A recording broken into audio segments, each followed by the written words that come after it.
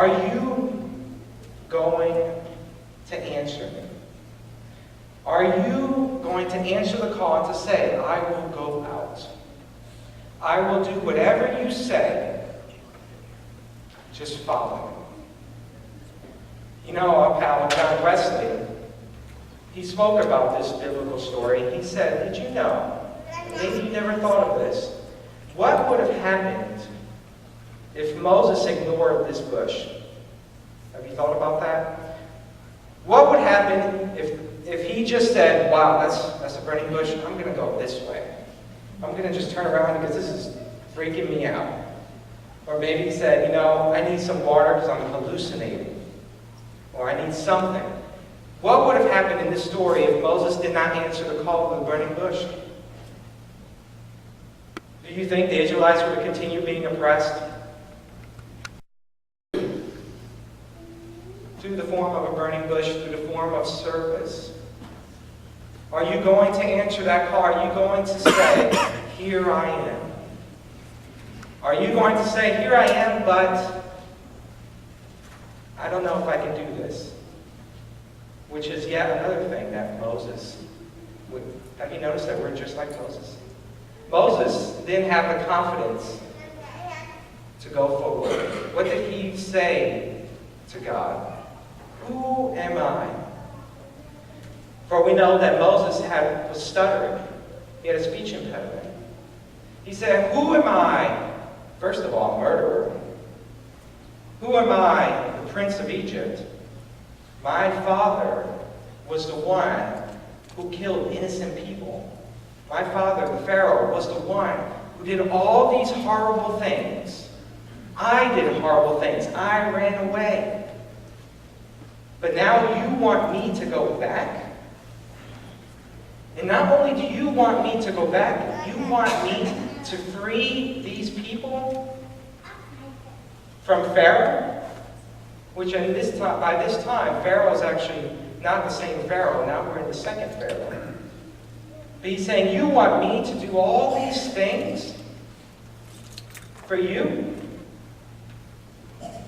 And God, in this wonderful video, God gets angry.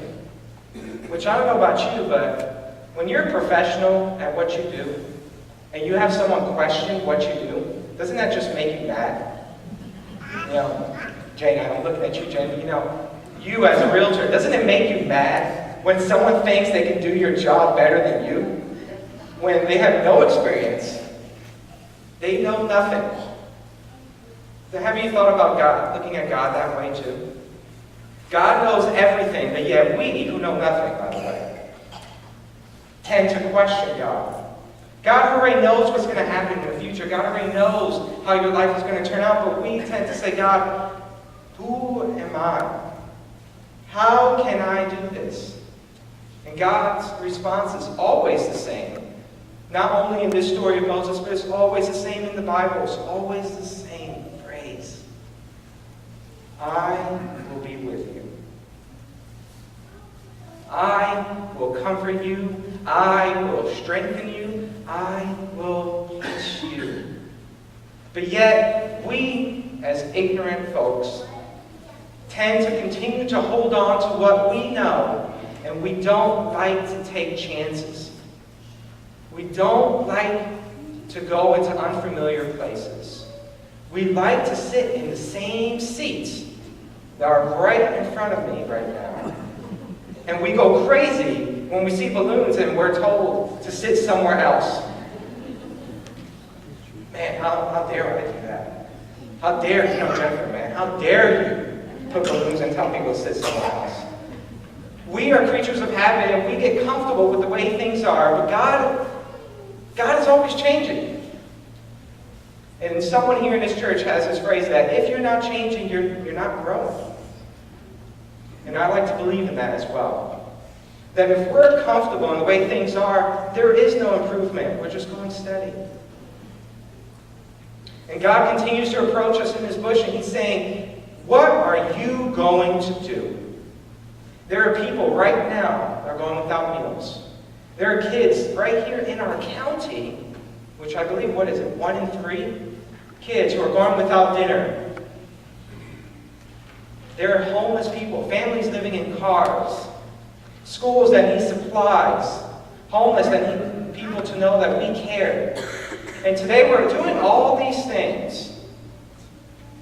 And you can pat yourself on the back because it is a beautiful thing. But it's more than just Sunday serve.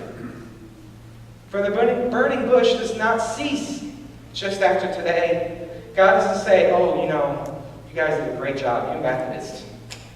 You're great. You were able to do all these projects, which we have, over 100 projects. You did a great job. But it's more than just today. It is more than just wearing red. It is more than sitting in these pews with the balloons.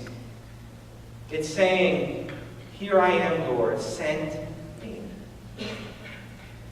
This reminds me when I was an undergrad at FSU. I was a biology major, studying chemistry. And I decided that I wanted to become a doctor. I lost my father to cancer growing up, and so I said, I want to be a research scientist and be able to help find the cure for cancer. And I was in my junior year when God called me to ministry. And I said the same thing Moses said. What? You're kidding me, right? You want me to stand up here and talk to large numbers of people and to do ministry for a living? You're joking. You're kidding. But God, who knows all things, continued to pull at me and continued to say, guess what? I know everything and you know nothing. And you're going to do what I say or not. And if you do what I say, I will bless you and everything's going to be great. Or you can ignore what I've placed in your heart and you can live your entire life without me. That hurts, doesn't it? Living without God is not something we want to have. And us as Christians here today, we believe that God is with us. We don't need a staff to know that. For the Holy Spirit lives in each and every one of us. God is always with us. It's time that we answer that burning bush. It's time that we listen to what God has placed in our hearts. It is time to say, Lord, I am worthy. Send me off. Encourage me. Strengthen me. Just pave the way. And I will do whatever you want me to do.